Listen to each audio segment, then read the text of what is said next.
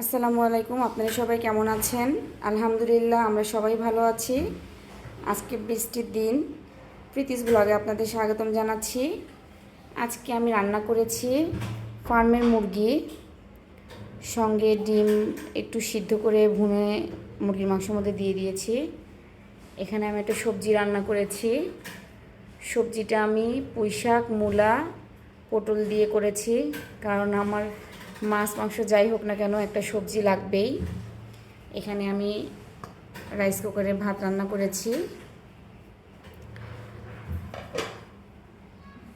তো এই তো আজকে আমাদের খাওয়া দাওয়া। বৃষ্টির দিনে আপনাদের কেমন যাচ্ছে একটু জানাবেন। আমার রান্না যদি আপনাদের ভালো লেগে থাকে প্লিজ লাইক করবেন, কমেন্ট করবেন, শেয়ার করবেন, সাবস্ক্রাইব করবেন, আমাদের পাশে থাকবেন, আমাদের জন্য দোয়া করবেন। আসসালামু আলাইকুম।